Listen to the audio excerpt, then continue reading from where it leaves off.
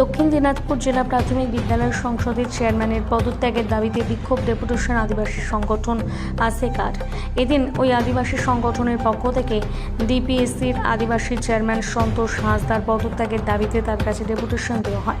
ASECAR দক্ষিণ দিনাজপুর জেলা শাখার পক্ষ থেকে দাবি করা হয়েছে, জেলায় আদিবাসী অধ্যুষিত এলাকায় সাঁওতালি ভাষায় পঠন পাঠনের দাবিতে আদিবাসী সংগঠনের পক্ষ থেকে দাবি জানানো সত্ত্বেও বর্তমানে ডিপিএসসি এর চেয়ারম্যান আদিবাসী সম্প্রদায়ের হলেও কোনো উদ্যোগ না নেওয়ায় চেয়ারম্যানের পদত্যাগ চাই।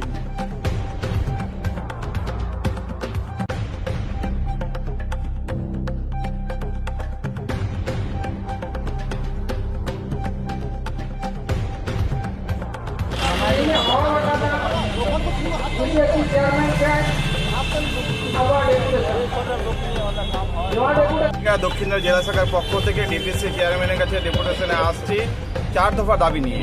প্রথম কথা, উনি একজন আদিবাসী সাঁওতাল সমাজের প্রতিনিধি। আমরা আশা করছিলাম তিনি সাঁওতাল যে সাঁওতালি মাধ্যমের বিদ্যালয়ের পরিকাঠামো সার্বিকভাবে স্কুল পঠন পাঠন চালু করবেন, কিন্তু কোনো কিছুই তিনি দায়িত্ব মতো কাজ করতে না পারার জন্য তার আমরা পদত্যাগ দাবি করছি।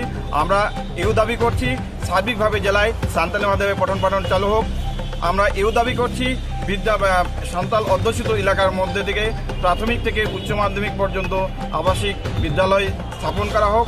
এই 4 দফা দাবি নিয়ে আমরা বিদ্যালয় সংসদ দক্ষিণ দিনাজপুর চেয়ারম্যান সন্তোষ মহাশয়ের কাছে ডেপুটেশন আসছি।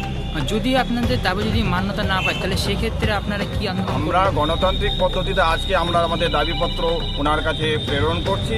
তারপরে যদি না মানা হয়, আপনাদের যদি মানা না হয়, আজকে আমরা সাধারণভাবে একটা তারপর ধাপে ধাপে ঊর্ধ্বতন জেলার মধ্যে বিক্ষিপ্ত আরও হিংসাত্মক আন্দোলন আমরা গড়ে তুলতে বাধ্য হব। আপনার নাম? আমি মদন মুর্মু, সম্পাদক, দক্ষিণ দিনাজপুর ASECAR।